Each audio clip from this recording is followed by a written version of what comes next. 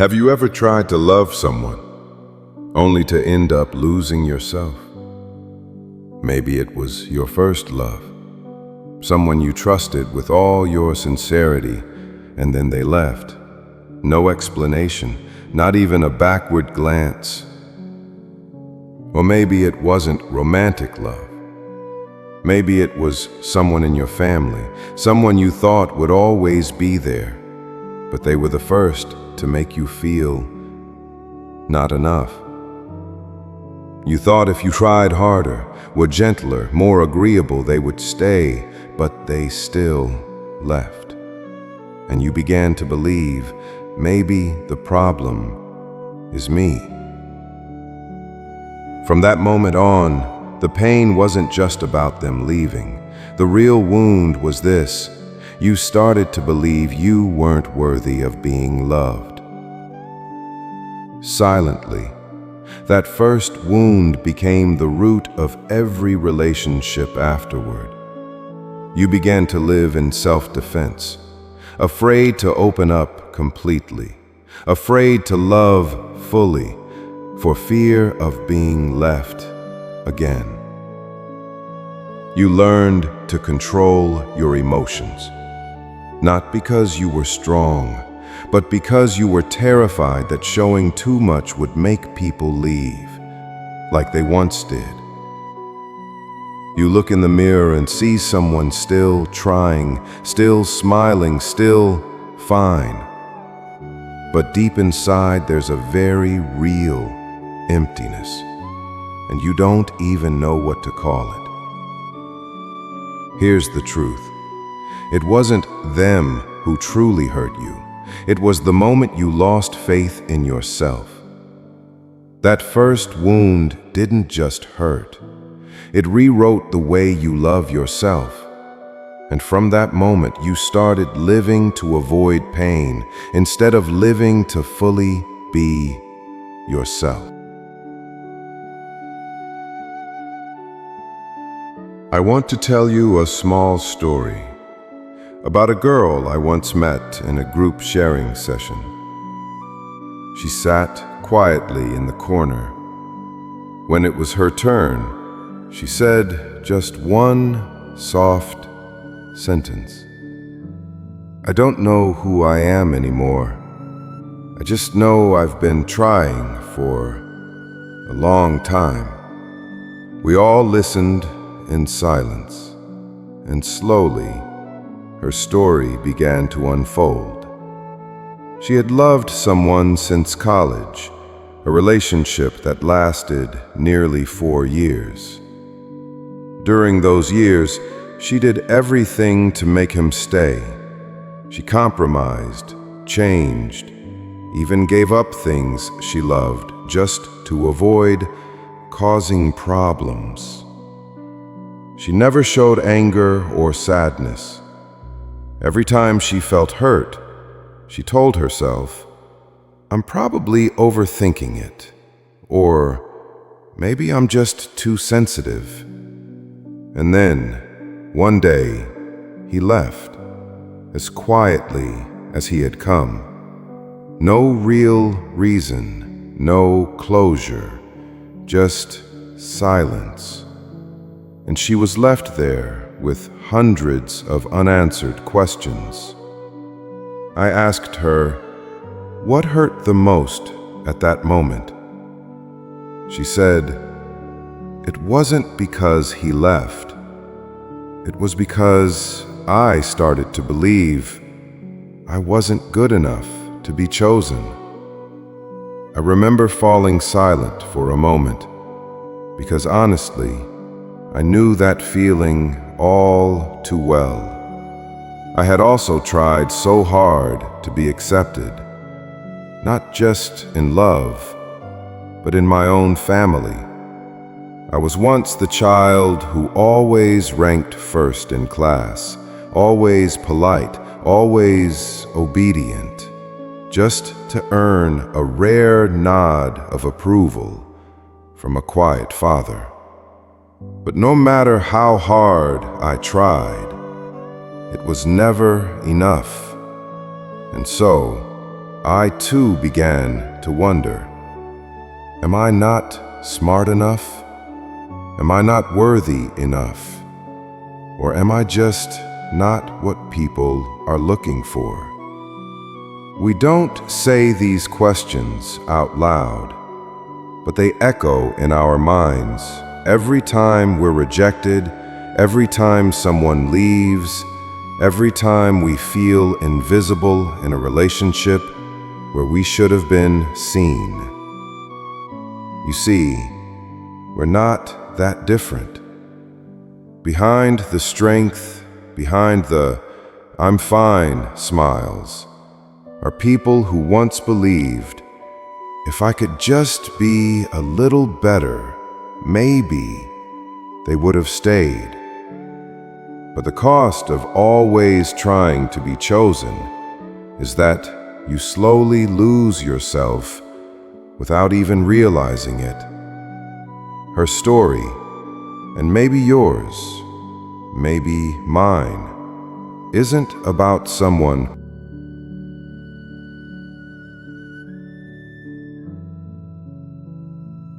Have you ever asked yourself, why does one careless sentence hurt so deeply? Why does someone's silent departure keep you awake at night? Sometimes the pain you're feeling isn't coming from the present, it's the echo of something much older. A root wound, one you might not have ever named. In psychoanalysis, they call this the primal crack. A childhood experience where for the first time you felt love is conditional. For example, when you were a child and often compared to others, look, your brother behaved so much better.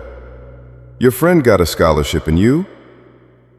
You didn't fully understand the words, but you felt it deeply. I have to be better to be loved. And so from that moment, you began to live in the mode of trying to be worthy, trying to be loved, trying not to be left behind. Over time, you grew up with the quiet belief, love must be earned through perfection.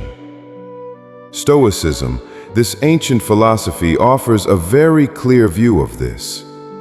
They don't deny emotions, but they teach us to observe our reactions, to see clearly that pain doesn't come from the event, but from the story we tell ourselves about it. Epictetus once said, "It's not what happens to you, but how you react to it that matters." Of course, this doesn't mean you're wrong to feel pain. You don't need to pretend to be strong. You only need to understand emotions are signals, not verdicts. Picture this. You send a heartfelt message to someone you care about. They read it, but don't reply. Your chest tightens.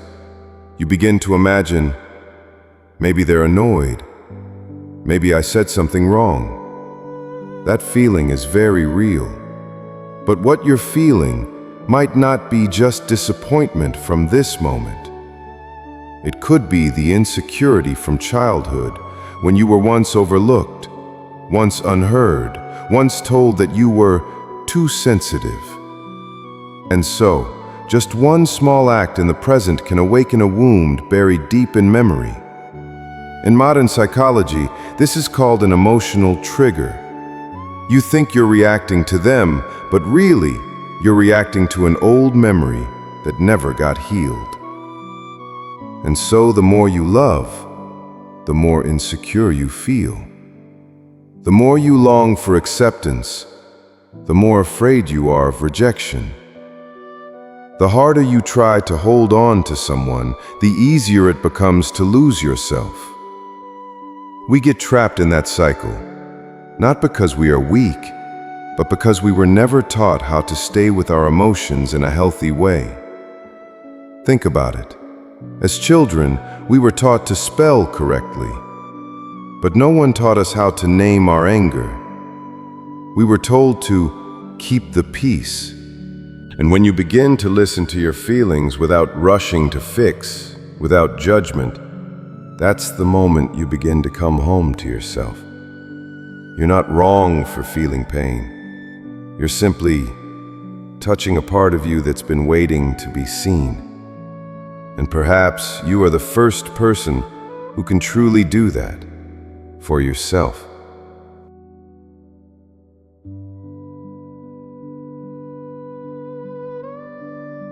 There's something many of us, maybe even you, have believed.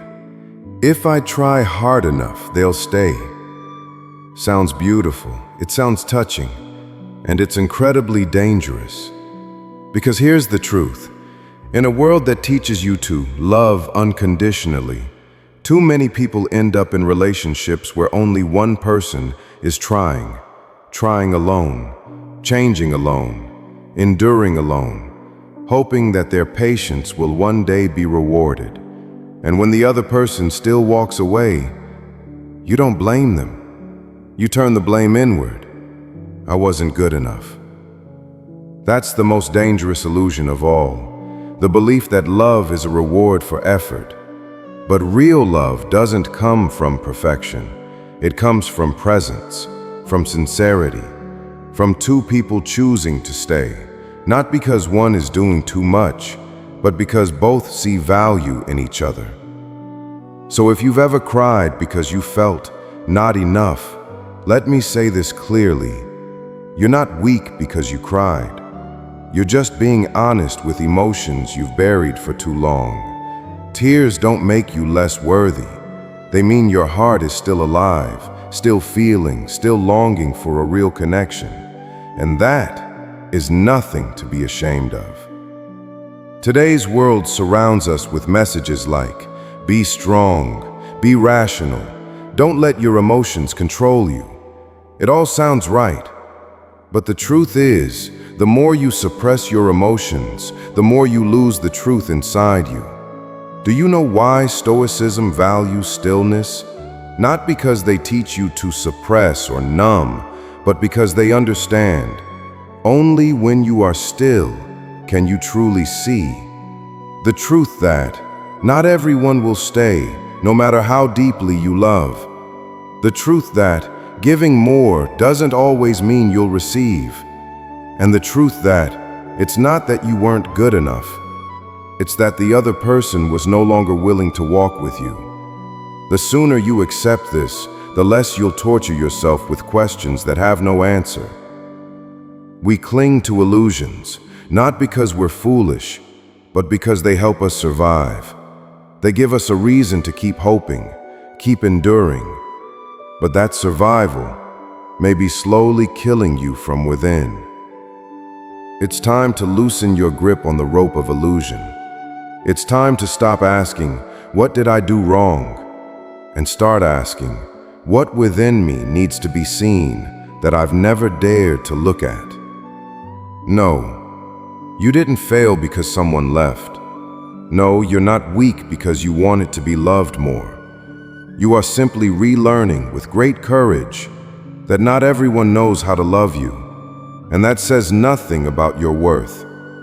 The truth may not be gentle, but it will free you from the cruelest trap of all, the trap of endlessly trying to hold on to something that's already.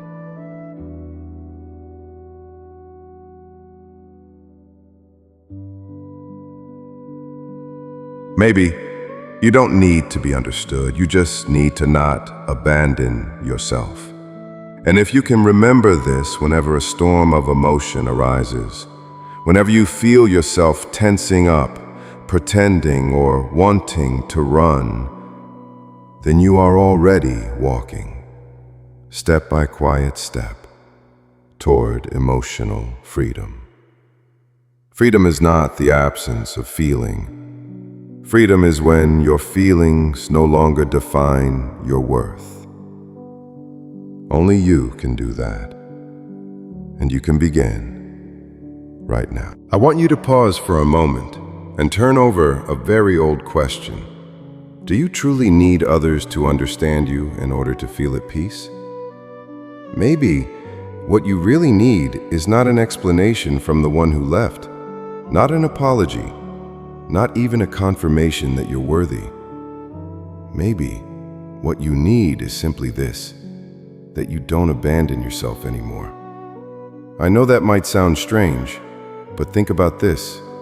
How many times in your life have you chosen silence when your heart wanted to scream? How many times have you bowed down when your self-respect was aching? How many times have you rejected your own feelings just to keep someone else? You didn't need anyone else to hurt you, because you've done it yourself every day, each time you turned your back on your truth. But now, you can stop. Not to blame yourself, but to begin a different journey, the journey back home. In Stoicism, there's one thing many people misunderstand. They don't teach you to shut down your emotions. They teach you to master them, so they don't master you. Mastery doesn't mean control. It means realizing that every feeling arrives with a reason. Each one is a messenger, not an enemy. Anger shows you that a boundary has been crossed. Sadness shows you something valuable has been lost. Feeling small shows you a place inside still waiting to be healed. You don't need to push these feelings away. You need to invite them in and listen like you would to an old friend. Imagine your soul as a house.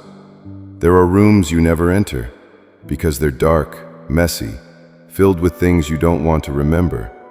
But those rooms are still part of your home, and your home will never feel whole if a part of it remains locked, dusty, and cold. Transformation isn't about cleaning it all up. It's about turning on the light. It's about stepping in, not to fix everything, but simply to be present. So I want to invite you to try something. From now on, whenever a feeling arises, whether it's discomfort, anger, or hurt, don't ask, "How do I make this go away?" Ask instead, "What is this emotion trying to tell me?" Maybe it's reminding you of a need you've been ignoring. Maybe it's revealing that a limit has been crossed.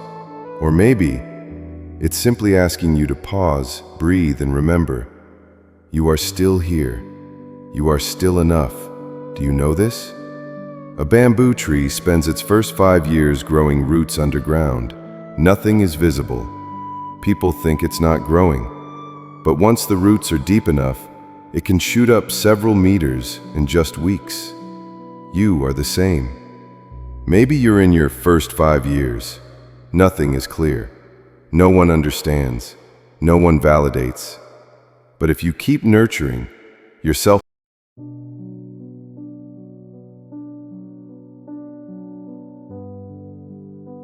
now that we've listened, broken through illusions, and planted a new perspective, I want to offer you 2 very gentle actions.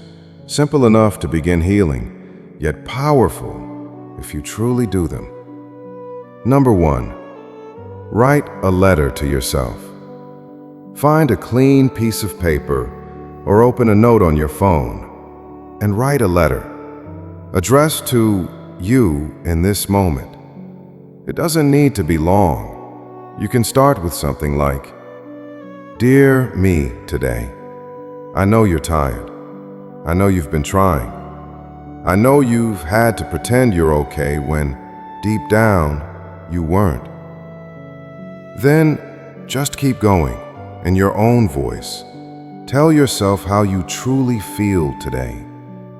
Say the thing you're afraid no one will understand. Name the feelings you haven't allowed yourself to feel. Sadness, anger, disappointment.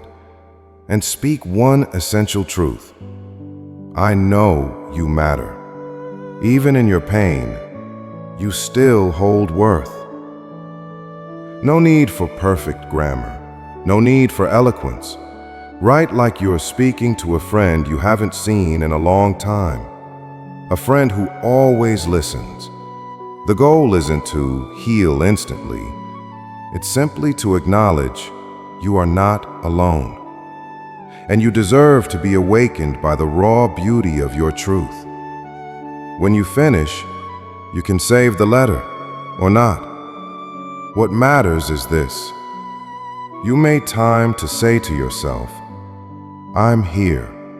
and you don't have to face this alone. Number 2, sit, breathe, feel. At a quiet time, in the evening before bed or early in the morning, find a small space where you can sit still for just 5 minutes. It could be on your bed, on a chair, or in a garden if you prefer. Set a timer for 5 minutes. Start by breathing slowly. Inhale for 4 counts, exhale for 6. Let your attention rest on your breath, and let emotions pass like clouds in the sky. If you feel sadness, don't push it away. Gently note, this is sadness. If you feel anger, don't suppress it. Just say inwardly, anger is here. If you feel emptiness, don't label it as wrong or bad. Just say, right now, I feel empty. No judgment, no fixing, no needing to solve anything. Just stay. And when the timer ends, smile, real or not, and close with something very simple. Thank you, self, for sitting with me. Thank you for coming home. Why do these small actions matter? Writing a letter is a daily practice suggestions. Write each night, 3 to 5 minutes. Call it your inner journal. Meditate each afternoon, 5 minutes. No sacred space required, just enough silence to sit. Every time you feel a wave of emotion rising, instead of tensing up or fighting it, try 1 minute of awareness breathing. It's enough to calm the storm. What you receive. Reconnecting with your true emotions doesn't make you weaker. It reminds you that you are alive. Stillness isn't when everything is fixed. It's when you allow yourself to be there with the truth. And the gift you receive? You learn to care for yourself, not through grand gestures, but through small daily acts of love. You don't need to be the person who's always okay. You only need to be the one who never abandons your feelings, never abandons your truest self. And if today you gave yourself even a moment of silence, then know this: you've already done something brave. You are already walking, one small step at a time, toward your inner freedom.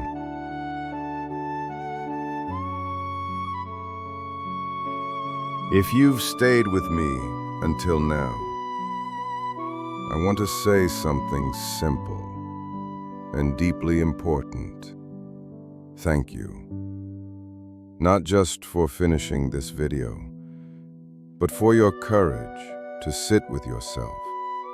This is not a journey everyone dares to take. Sometimes just staying still with your emotions, without running, without pretending, is already a form of healing. And if today you feel just a little lighter, if even one part of this touched something deep in you, if a certain sentence made you fall silent for a while, then that's the sign. You're beginning to reconnect with yourself. And this journey has no finish line. There's only presence, only each moment where you choose not to abandon yourself. Remember this line. Like a quiet mantra you can whisper to yourself whenever you feel lost. You don't have to move forward quickly. You only have to not turn away from yourself. If this piece resonated with something in you, the next one will take you deeper into emotions you once thought you'd forgotten, into wounds that never had a name, and into the quiet strength you still carry inside. I'll meet you again on the next step of this journey of transformation. No rush, no pressure, just slowly, gently, walking home to yourself.